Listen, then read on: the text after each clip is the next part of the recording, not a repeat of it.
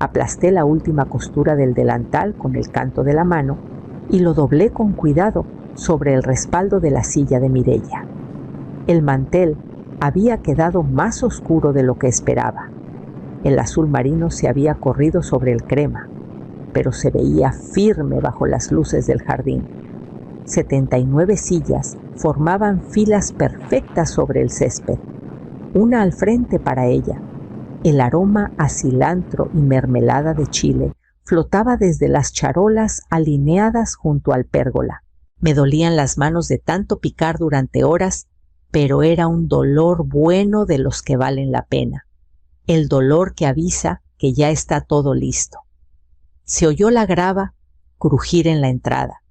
Ciro bajó del coche con sus pantalones planchados y esa sonrisa suave y arrugada que sacaba cuando creía que yo iba a llorar. «Hola», dijo mirando alrededor. «Esto se ve muy lleno». Su voz se tensó mientras caminaba hacia mí, echando ojo a los faroles, las charolas, los letreros hechos a mano. Detrás de él, los tacones de Dalia repiqueteaban en la piedra. Traía el pelo muy rizado, los labios muy rosados. Miró todo como si fuera un buffet de hotel barato. Ciro se detuvo junto al asador y se frotó las manos. «Mira, cambiamos la fiesta». Mis dedos se cerraron sobre el borde del mantel. Ahora es en el salón de la calle Reforma, más cerca del centro, menos rústico. Sus ojos se desviaron a los centros de mesa que yo había armado con carretes de hilo y flores de nube. Dalia se acomodó la correa de la bolsa. «Ahí tienen servicio de catering, opciones veganas y música que no sale de un altavoz Bluetooth». No me moví. El asador siseaba a mis espaldas. Ciro cambió el peso de un pie al otro y bajó la mirada a mi vestido. Un plaid finito.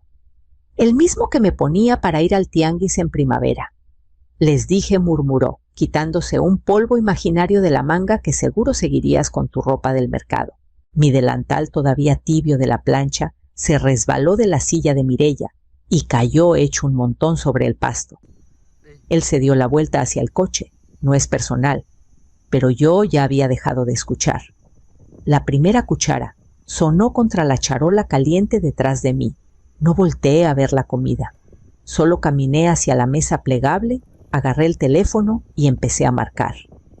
El coche retrocedió despacio por la grava, las luces traseras parpadeando como si nada hubiera pasado.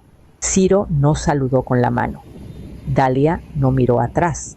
Lo único que quedó fue el zumbido quedito del ventilador del asador y algún que otro chasquido del camino de mesa con el viento. Entré al jardín. Las sillas seguían intactas, filas perfectas, esperando una celebración que nunca llegaría. Los centros de mesa empezaban a marchitarse bajo el sol de la tarde. Quité una flor muerta de uno y seguí. Los pasteles seguían fríos en el hielero. Había hecho 3 esponjas de fresa almendra especiada y limón con tomillo. Los armé yo misma capa por capa durante 2 mañanas. Junto a la mesa de bebidas, el sudor de las jarras había dejado anillos húmedos. Limpié uno con la manga, sin música, sin plática. Solo el crujido suave del viejo arco de madera balanceándose apenas sobre la mesa principal. Volví al puesto de preparación y abrí el cuaderno rojo que tenía en el banquito desde principios de mayo. Cada ingrediente anotado con tinta negra fina. Cada recibo enganchado detrás del menú. 12 cartones de huevos, 30 kilos de muslos de pollo, 6 botellas de jarabe de Jamaica. Todo catalogado, porque si no lo hacía, nadie iba a saber cuánto costó. No solo en dinero, en mañanas, en muñecas que ya no revuelven sin quejarse, en espacio. A las 6:41 de la tarde doblé el delantal otra vez. Lo puse con cuidado en la mesa junto al libro de firmas. Luego agarré el teléfono del alféizar y abrí la lista de contactos. El dedo me quedó suspendido. Pasé de largo el número de Ciro, el de Mireia. Luego me detuve en el que no había marcado en años. Casa Esperanza. Cocina. Toqué el icono verde. Un tono, otro, Una voz contestó, cálida, cautelosa. Carraspeé. Tengo comida para 80, caliente, lista. Van a necesitar camionetas. Hubo una pausa, luego ruido de movimiento. ¿Dónde estás? Miré el jardín, al oeste del centro. Casa Blanca, postigos verdes. A las 7:30 en punto, un par de faros parpadearon en la entrada despacio y con cuidado. Abrí la reja lateral. El viento trajo algo nuevo. No era lástima, era movimiento. La primera camioneta entró sin hacer ruido, las llantas crujiendo la grava como si no quisiera anunciarse. Se abrió la puerta lateral y aparecieron caras cuidadosas indecisas. Una mujer apretaba una bolsa de papel contra el pecho. Un hombre se apoyó en el escalón antes de bajar. 2 niños se asomaron con los ojos muy abiertos ante las luces colgadas en el patio. Levanté la mano y los invité a pasar por la reja. Platos aquí, le dije a la voluntaria del chaleco naranja tocando la mesa larga. Vasos al otro extremo. Primero jugo, luego agua. Mi voz sonaba firme, útil. Llegaron más camionetas. La gente formó fila sin que nadie se los pidiera. Nadie se quejó de la espera. Nadie preguntó qué se celebraba. Se movían como invitados que no quieren ocupar demasiado lugar. Abrí el armario del pasillo y saqué la pila de etiquetas blancas que había comprado para los lugares. En el cajón de abajo había unos marcadores viejos con las tapas cuarteadas. Escribí nombres cuando los sabía, cuando no dibujaba un circulito o una estrellita y pegaba la etiqueta en la manga. Un niño chiquito me jaló el vestido. Tenía las manos pegajosas, las mejillas brillantes de sudor. Más arroz amarillo, anunció apuntando con autoridad. Le serví otra cucharada y le regresé el plato. Sonrió y salió corriendo, casi chocando con una señora que llevaba una charola de vasos. En las charolas calientes, una voluntaria trabajaba con calma y eficiencia, moviendo bandejas, revisando temperaturas. Tenía harina en el antebrazo, un polvito pálido como un recuerdo. Se ve que sabes moverte en la cocina, comenté pasándole un trapo limpio. Sonrió sin levantar la vista. Tenía una panadería en Puebla. Cerró cuando subió mucho la renta. Trabajamos lado a lado sirviendo, limpiando, rellenando. Ella rompía el aluminio con los dientes. Yo ajustaba la flama. Hablamos de proporciones de levadura, de tiempos de levado de hornos que calientan de más, del consuelo de hacer lo mismo todas las mañanas. Nadie preguntó de quién era la fiesta. Cuando el patio se llenó, el ruido cambió. La risa empezó a tejerse en el aire. Las sillas se acercaron unas a otras. Alguien subió un poquito el volumen de la música. Me aparté un momento con las manos apoyadas en el borde de la mesa y vi a la gente comer como si de verdad los hubieran invitado. Desde la entrada, unos faros volvieron a encenderse brillantes y conocidos cortando el jardín. La música ya se había calmado. La mayoría de los platos estaban vacíos, las servilletas dobladas, las sillas empujadas hacia atrás en el pasto. Estaba limpiando la última mesa de servicio con un trapo húmedo cuando reaparecieron los faros. Esta vez no salí a recibirlo. Ciro estacionó al borde de la entrada torcido, como si no hubiera querido parar. La puerta del copiloto se quedó cerrada. Dalia no bajó. Caminó hacia el jardín con el saco doblado sobre el brazo y la corbata metida en el bolsillo. La camisa arrugada, el pelo un poco húmedo, como si se hubiera echado agua en la cara a las apuradas. No lo saludé. Se detuvo antes de la reja, miró las charolas vacías, las sillas apiladas, las cubetas con agua jabonosa. Necesito el sobre, no alzó la voz.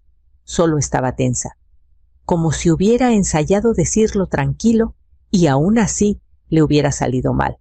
«Me lo prometiste», agregó. «Lo están esperando».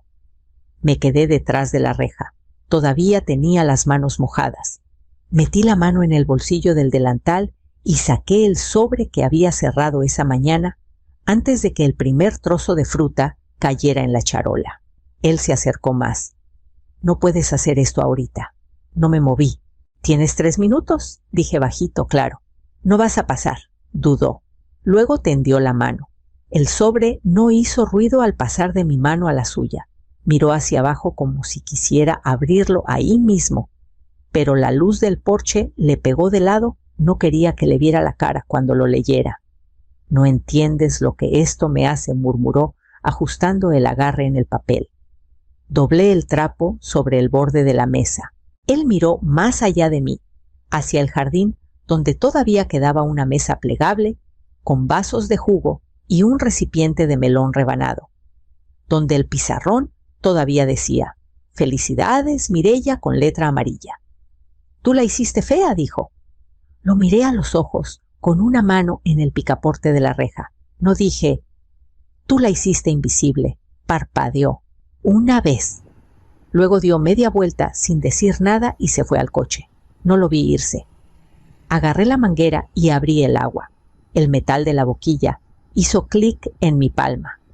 Ciro esperó hasta que estuvieron de regreso en el salón, un lugar elegante y frío, con sillas cromadas y luces azul turquesa que hacían que los dientes de todos se vieran azules en las fotos.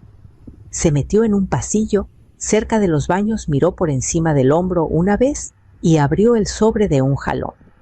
No había efectivo, ni cheque, solo un estado de cuenta impreso en papel grueso y una nota escrita a mano metida atrás. Sus ojos recorrieron el membrete Cuenta de Ahorro Educativo. Beneficiaria Mireya T. Mendoza. Resumen de la cuenta, saldo actual, condiciones de retiro. Su nombre no aparecía en ningún lado. Mi firma estaba clara junto a la de ella como coautora. La nota no era dramática, una sola línea justo en el centro de una tarjeta. Ella se ganó su futuro, tú no tienes derecho a venderlo.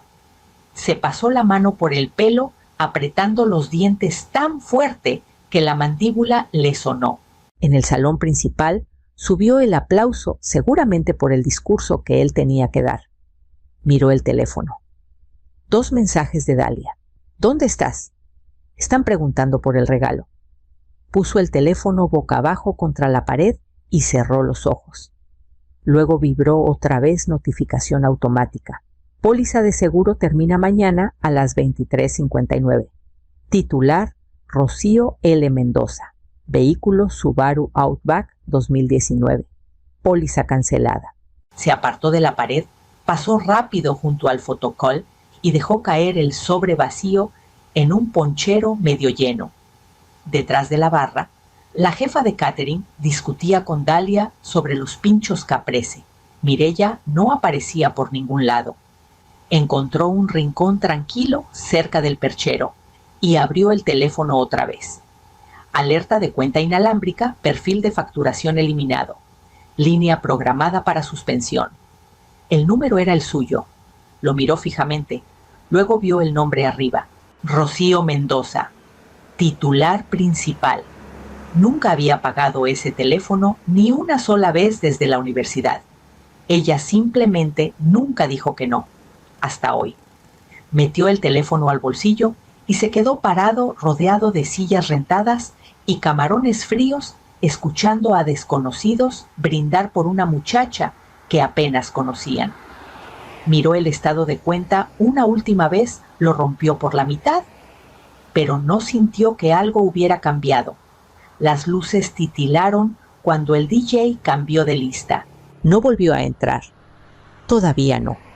El aire de la mañana traía olor a carbón y albahaca mojada por la lluvia. Serví 2 tazas de café de ese que mancha los dedos si agarras fuerte la taza.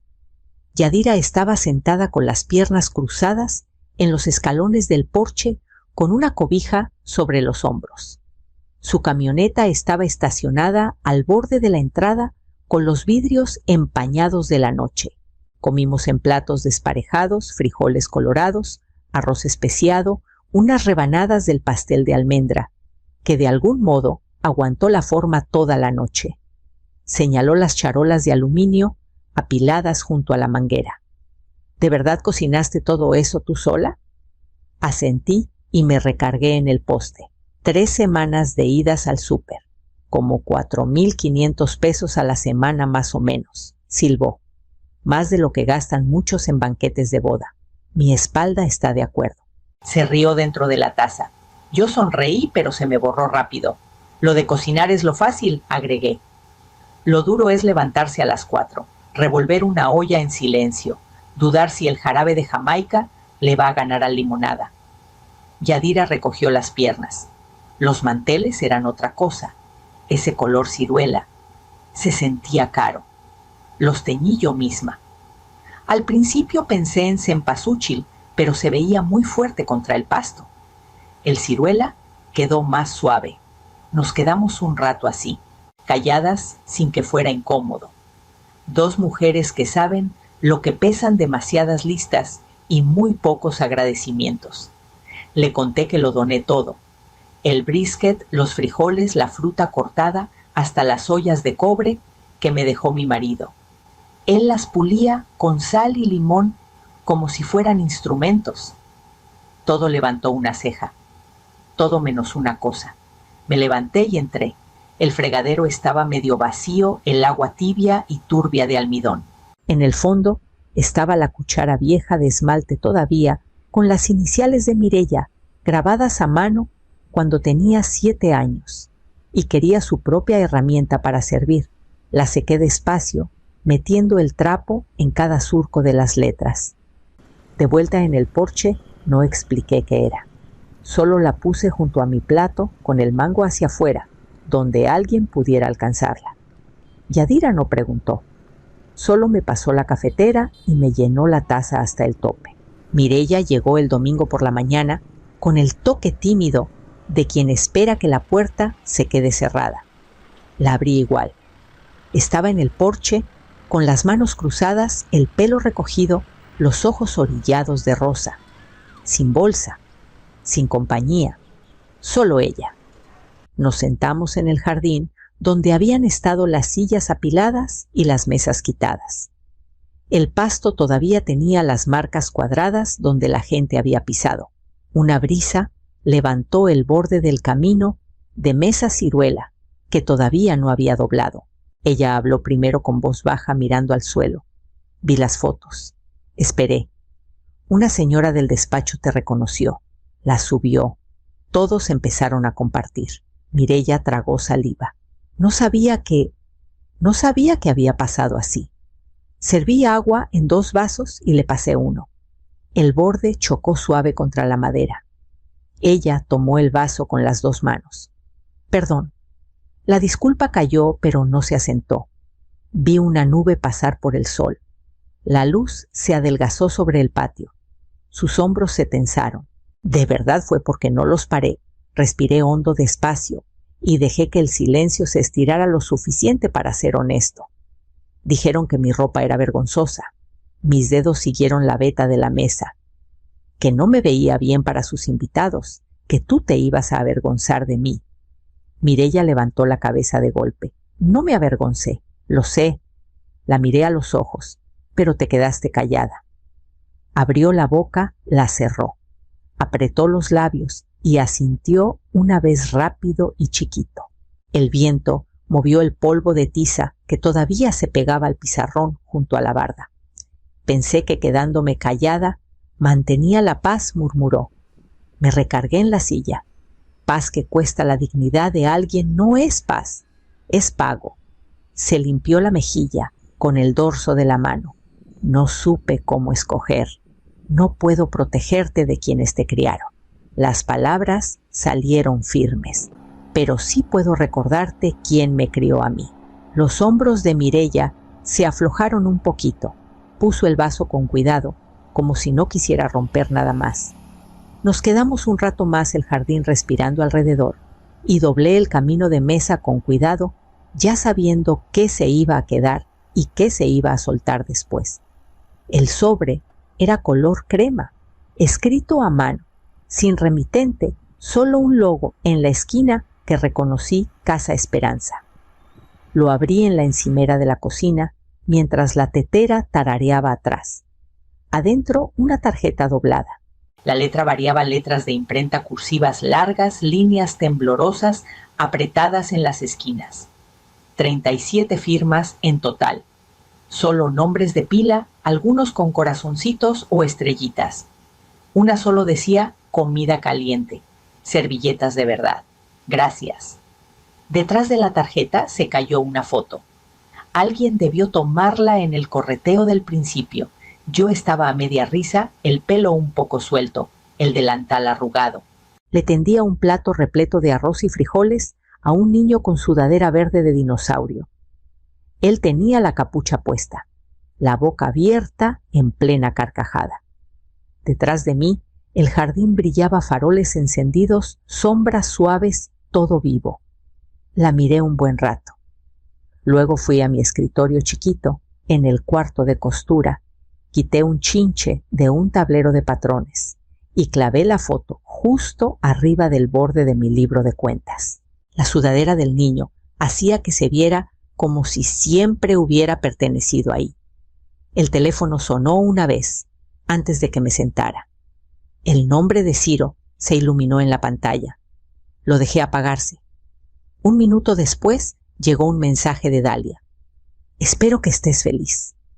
Está humillado. Puse el dedo encima, lo sostuve y lo borré sin abrirlo. La tetera silbó y se apagó sola. Serví el agua, le puse una cucharada de miel y llevé la taza al jardín. El aire estaba suave esa tarde, sin viento. Solo el aroma quedito de cáscaras de cítricos del bote de composta y el humo dulce que todavía se pegaba al borde de la tapa del asador. Pasé el pie por el parche de pasto aplastado, donde había estado la mesa principal. Algo verde ya empezaba a asomarse resistente y despacio como todo lo que vale la pena guardar. Desde adentro de la casa, el viento atrapó el borde de una ventana y la cerró con un golpe suave. No me levanté a asegurarla. Me quedé en el jardín, con las manos alrededor de la taza tibia, pensando no en quién se había ido, sino en quién se había quedado. El jardín se había calmado en algo más suave. El pasto aplastado empezaba a levantarse. Unos pájaros hicieron nido en la enredadera. Yo estaba pelando ajo en el porche cuando la reja chirrió al abrirse. Mireya entró con los brazos llenos. Cruzó el patio con cuidado, la cabeza un poco baja, como si un paso en falso pudiera espantar la bienvenida. Una mano apretaba, algo arrugado y bien doblado. La otra llevaba un marco de madera delgado. Puso las dos cosas en la mesa. La primera era la pancarta. Felicidades Mireya, pintada con letras de bloque que yo había trazado durante 3 noches. Estaba arrugada, manchada, pero no rota. La saqué de la basura atrás del salón, dijo, quitándole una pelucita del borde. Todavía huele a barbacoa. La segunda eran sus calificaciones de la universidad. Mi copia. Las había plastificado y metido en un marco que guardaba en el cobertizo junto a las herramientas y las lonas de invierno. Ella nunca las había visto. Levanté la tapa de la olla de guiso. El vapor subió entre nosotras. Lentejas, comino, un poco de calabaza asada que sobró. Comimos en silencio. Mireya se acomodó el pelo detrás de la oreja. La cuchara chocó una vez contra el borde del tazón antes de que la dejara. No quiero ser como ellos. Su voz no tembló. No quiero entrar a los lugares y actuar como si me pertenecieran solo porque alguien más fue borrado antes. Le empujé un cuadernito rojo, el libro de cuentas que usaba para todo. Páginas en blanco, lomo tieso, un recibo de la cooperativa todavía doblado en la portada. Lo abrió con las 2 manos despacio. Quiero aprender a hacer lo que tú hiciste, dijo. Dar de comer a 80 personas y hacer que se sientan vistas. Le volví a llenar el tazón. Empiezas por lo que tienen de hambre. Luego les das más que comida. Sus dedos recorrieron el borde del cuaderno como si guardara algo sagrado. No pidió quedarse. No hizo falta. Le serví agua de la jarra de barro, la misma que usé esa noche. Nos sentamos en la misma mesa, pero esta vez ninguna de las dos se encogió ante el silencio. El final del verano suavizó todo. El calor llegó despacio, se metió en la tierra y se quedó. El huerto comunitario de Casa Esperanza se había extendido más que en primavera. Tomates pesados en la mata, hierbas, rozando tobillos desnudos, mientras la gente pasaba entre los surcos. Llegué temprano, con 2 charolas tapadas en los brazos. Ensalada de frijoles con cítricos a la izquierda, arroz con piña a la derecha. Mireya venía atrás cuidando no tropezar con las raíces cerca de la entrada. Los manteles que ella misma había cosido estaban doblados en su bolsa ciruela y crema bordes derechos, puntadas firmes. Tendimos los manteles sobre las mesas largas mientras los voluntarios ponían los platos. Le enseñé a Mireya cómo sujetar las esquinas con piedras lisas para que el viento no los levantara. Escuchó. Ahora siempre escucha.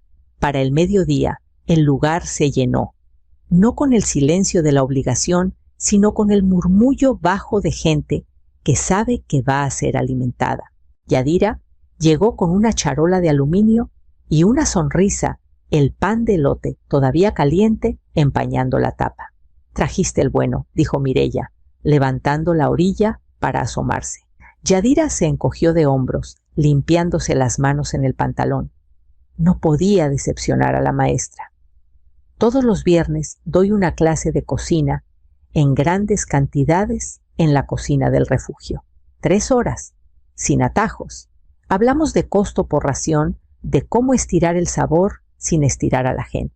Mireya se para a mi lado anotando en el cuaderno rojo con harina, manchándole la manga. Cuando llegó la hora de servir, metí la mano en mi bolsa y saqué lo último. La cuchara de guiso atrapó la luz el esmalte brillando. Las iniciales de Mireya seguían grabadas cerca del mango, los surcos suavizados por años de uso. La puse en el centro de la mesa, con el mango hacia afuera. La gente formó fila. Los platos se llenaron. Alguien se rió muy fuerte. Otro pidió segundos sin pedir perdón. No busqué caras conocidas entre la gente. No me preparé para ausencias. Fui de mesa en mesa, rellenando charolas, enderezando sillas, respirando el olor a cítricos y grano caliente. El huerto se mantuvo firme bajo nuestros pies, generoso y sin prisas. Cuando el sol bajó, limpié la cuchara y la volví a guardar en la bolsa, ya pensando en qué íbamos a cocinar la próxima semana.